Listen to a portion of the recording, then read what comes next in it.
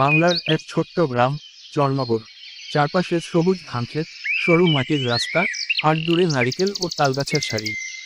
এই গ্রামেই থাকতো গরিব চাষি রহিম মিয়া। ছোট থেকে বাবার সঙ্গে জমিতে কাজ করে বড় হয়েছে সে। জমি বলতে মাত্র 2 বিঘা, যা দিয়ে ঠিকমতো সংসার চলতো না।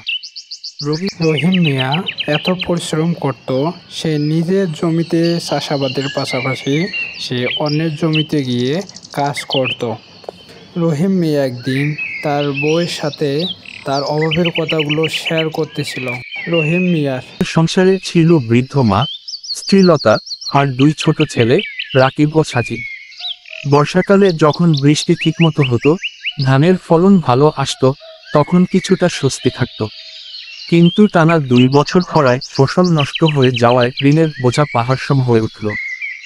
রহিম তার বউকে ডাকলো, ওগো কই গেলা, কাছিটা নিয়ে আসো, আমি মাঠে কাজ করতে যাব।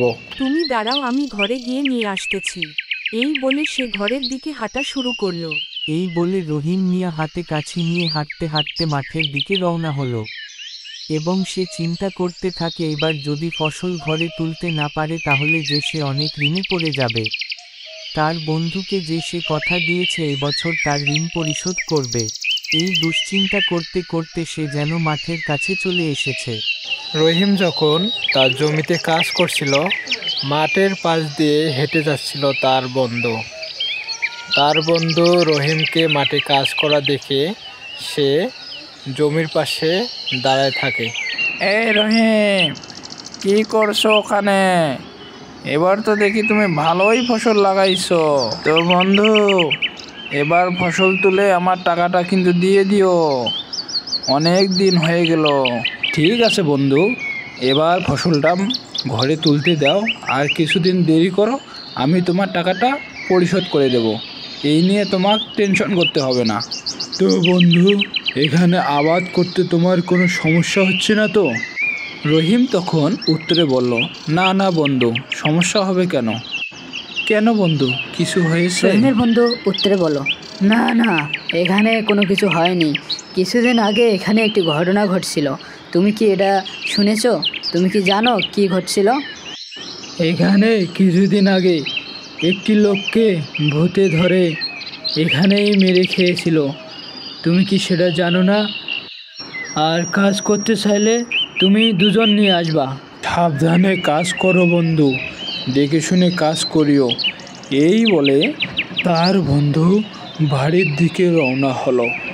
এদিকে রহিম মিয়ার বন্ধু চলে যাওয়ার পরেই রহিম মিয়ার মাথার মধ্যে একটি চিন্তাজনক ঘুরপাক খাচ্ছে। বন্ধু এটা কি বলে গেল? এতদিন হলো এই জমিতে আমি চাষাবাদ করতেছি, কেউ আমাকে বলল না এই ভূতের কথা। বন্ধু আমার অনেক উপকারই করলো।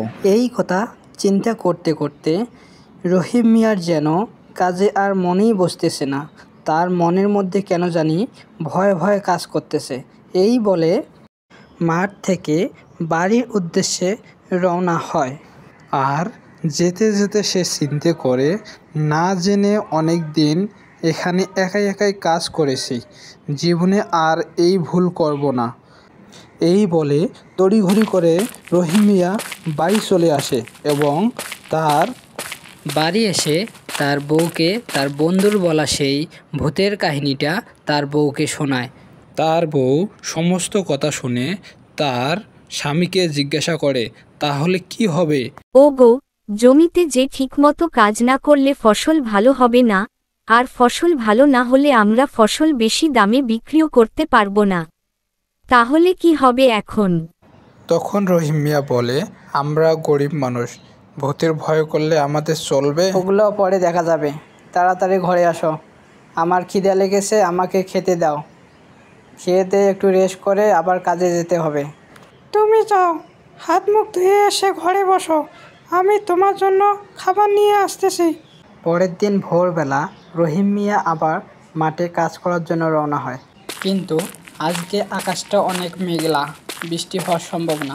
জমিতে পৌঁছাতে রহিম মিয়ার অনেক লেট হয়ে গেল। সে তড়িঘড়ি করে তার হালের গরুগুলো বাইর করলো এবং জমিতে চাষাবাদ শুরু করলো। চাষ করতে করতে রহিম মিয়া হঠাৎ দেখতে পেল তার জমির মাঝখান থেকে একটি হাত উপরে উঠে গেছে। সে হাতটি ধরতেই সেখান থেকে বেরিয়ে এলো একটি লাল ডাইনি। ডাইনি বের হয়ে হা হা করে হেসে বলতেছে, এই কে তুই? আমি অনেক দিন ধরে তোর এই জমির মধ্যে বন্দি অবস্থায় ছিলাম। তুই আজ আমাকে এখান থেকে মুক্তি দিয়েছিস। তুই আমার অনেক উপকার করছিস। বল কি চাই তোর? তখন রহিম মিয়া উত্তরে বলে, না না, আমার কিছু চাই না। তুমি আমার জমি থেকে অন্য কোথাও চলে গেলেই আমি খুশি হব। ঠিক আছে, তুই যেহেতু বলছিস আমি এখান থেকে এখনই চলে যাব, আর কোনোদিন এই জায়গায় আসবো না। এই বলে ডাইনি ওখান থেকে চলে গেল। রহিম মিয়া ভয় পেয়ে সে তাড়াতাড়ি হেঁটে হেঁটে বাড়ির দিকে রওনা হলো। সে চিন্তা করলো আজকে যে কী হতো। বাড়ি গিয়ে রহিম মিয়া তার বউকে চিৎকার করে ডাকলো, এদিকে আসো, আজকে আমার সাথে এই রকম একটা ঘটনা ঘটে গেল। তখন তার বউ তাকে জিজ্ঞাসা করে যে তোমার কোনো ক্ষতি করেনি তো আবার?